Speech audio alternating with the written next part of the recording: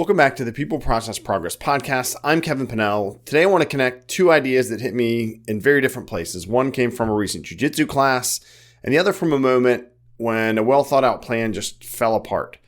I'm talking about tension and compression and how they show up not just in martial arts, but in leadership and parenting and marriage and in life. We'll also tie it to something I've talked about before, that moment when your plan gets punched in the mouth. But first, please silence your cell phones, hold all sidebar conversations to a minimum, and let's get started with the People Process Progress Podcast in 3, 2,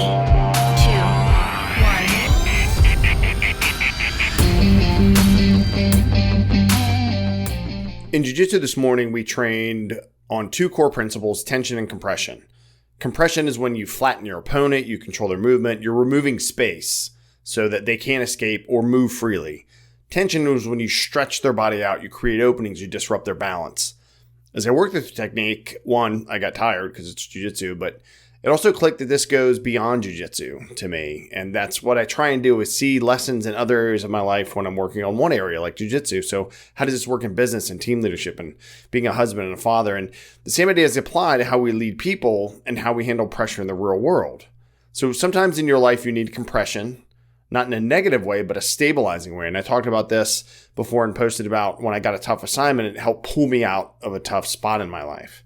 Because sometimes we're scattered or off track, right? And we need support, or our team members need support. They need clear expectations, maybe some structure to help get them refocused, because other areas of their life, or maybe your life, just feel like a whirlwind.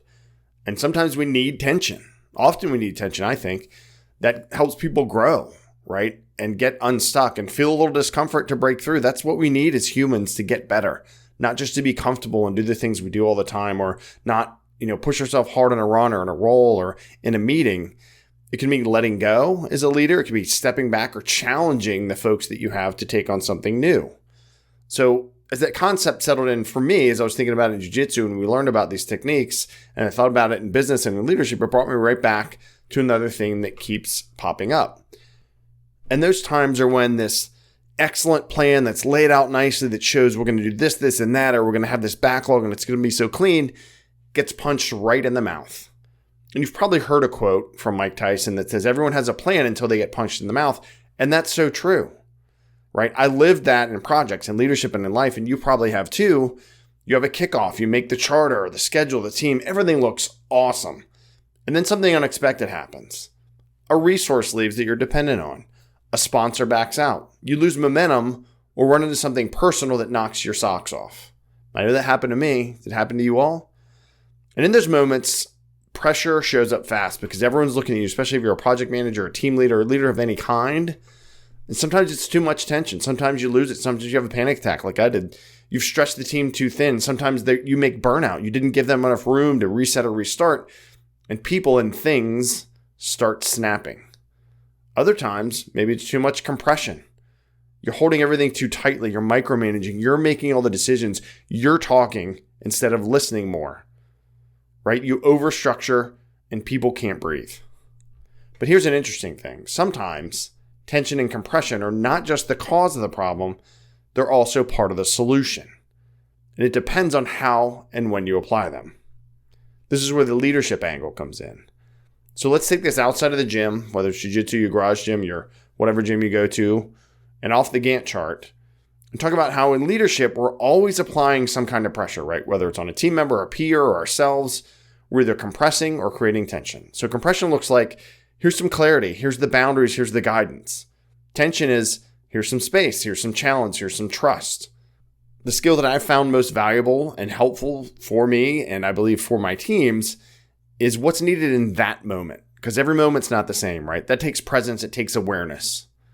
And if someone on your team has been floundering and not showing up the way they used to, they might need a little compression actually, to help them narrow their focus, to help them reestablish their routines, to clear the noise, to give them objective and honest feedback. And if someone else is doing solid work, but they seem bored or disengaged, maybe we need to have them stretch them a little bit, give them a little tension, a new challenge, let them lead something or take a risk in something they're not comfortable with. At home, same thing, right? As a parent, and I've talked about this with my oldest son, but I do it with my 14 and 12-year-old, I see this with them. One might need to lean in with reminders and help them reset. And the other one might need space because they want to just try and let them fail and let them figure it out. And I do that with a balance of safety. Can't take the emergency manager and the corpsman out of this guy. And the same in marriage, right? Sometimes our partner needs us to show up and take something off their shoulders. Marriage isn't 50-50. It fluctuates over and over again. Me more, her more, back and forth. Sometimes they just need quiet or not to be told what to do. They need space to sort through their own thoughts, or they want us to take that on. But you got to have that conversation. We usually get it wrong, though, when we default to our natural mode, right? Sometimes when we're someone who likes to control, or, well, this is how I've done it, so I know it works for everybody else, right? You probably compress too often, and I've done this before. If you like freedom and creativity, maybe you stretch too far and miss when someone needs structure. So we have to read the moment. Again, the moment defines it. It can't be a blanket application and just so I'm going to do this here and this there, because everyone's different and every movement is different. So what can we do right now? So here's what I've been trying to do for years. I stop and ask myself a few simple questions when I feel the tension rising or something feels off, or these are things that I would suggest based on what I've learned from doing it wrong and doing it right. 1, does this person need support or space? I've mentioned this, help handle here, because sometimes they need you right there with them, right? Especially if you're anxious, you're nervous about it. It helps to give reinforcements. Sometimes they need you to back up because you're not letting them do their job, letting them answer, letting them be creative. So does the person need support or space? Support or space? Am I grounding them or limiting them is the second question. Am I bringing clarity and calm, or am I putting a lid on their potential by constantly telling them what they have to do? If someone that works for you constantly has to say, oh, I have to wait and ask this person, you're not letting them live up to their potential.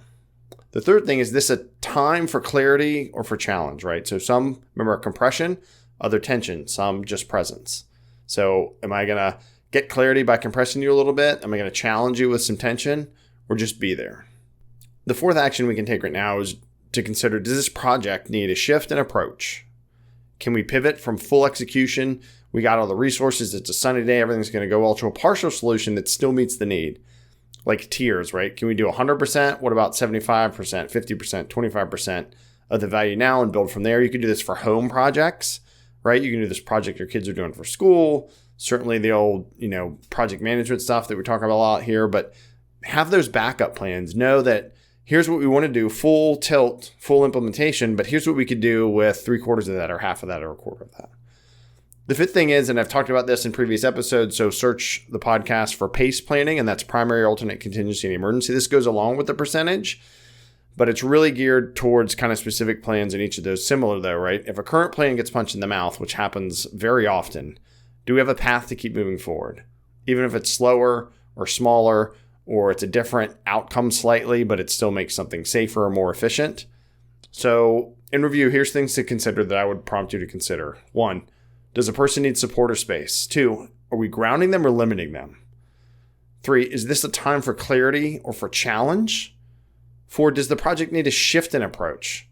And 5, do we have a PACE plan for whatever it is we're trying to do, whether it's at work or at home?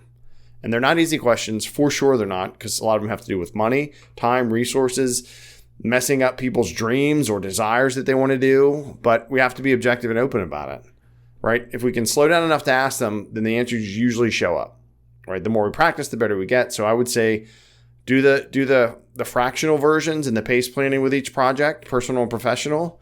And the other thing is just consider, do I need to lean in more or back up, is kind of a summary of the first 3. So for me, the reality is, and probably like many of you, I still mess up plenty of times, right? I've pressed it when I should have pulled back. I've let go when I should have leaned in. I've misread the moment plenty of times, but I'm trying to get better. The gym helps. Jiu-Jitsu teaches me, right? Too much pressure in the wrong direction creates resistance. When there's new folks and you give them tons of pressure, it freaks them out, and I don't want somebody to quit. Or maybe I'm not giving enough pressure and I'm going with someone that's better and they flip me over, right? It's a similar thing, but not a combat sport when you're out there with your kids or with a coworker or something like that, right? So overall, to me, it's not about ever getting punched in the mouth, even though in reality, we don't really want that. But it's about what you can do after, what you've built yourself up to do. Do you freeze? Do you push harder? Do you adjust? Do you pause long enough to ask what kind of pressure is needed? How should I respond? What's the right path? Because this is where the growth happens. This is where it happens. And the harder times, the easy times are easy. That's why they're called easy times, duh. Right? So here's what I'm going to leave you with today and what I'll take with me as well. The next time your plan starts to unravel, pause, take a breath and ask, where's the pressure coming from? Is it me? Am I causing it? Am I reacting to it? Am I learning from it? Right? Is that a moment to compress and stabilize or stretch and grow? And more importantly, how do I show up for my team, my family, and myself? So this week, try applying this mindset, right, to one relationship. Could be someone you lead, partner at home, or even just how you talk to yourself, because self-talk matters. Ask if that person or project needs compression or tension and act from there. Let me know how it goes. I'd love to hear from you. I'm at PennellKG, PNNELLKG on Instagram and the X or the Twitters for us old school folks. I am on LinkedIn, Kevin Pennell. Also have a YouTube channel, Pennell5 Fitness. You can listen to this podcast. If this was helpful, share it. Share this episode. You can subscribe on Apple, Spotify, all the big players, and go to peopleprocessprogress.com for your definitive source. Take a survey, figure out what your pillars are. Remember, there's 7 pillars: ownership, mindfulness, movement, boundaries, connection, sleep, and faith. Figure out what you got to work on. Maybe you already know. Maybe you just want to reiterate it. Then consider buying the Stability Equation on Amazon. It's a book I put together where I share my project, my compression, my tension I applied to myself to help get better in a super stressful time. Remember, it's hope that ignites, it's plans that guide our teams, and action that transforms us and the world around us. Thank you, everybody, for being here. We'll see you next time, and Godspeed.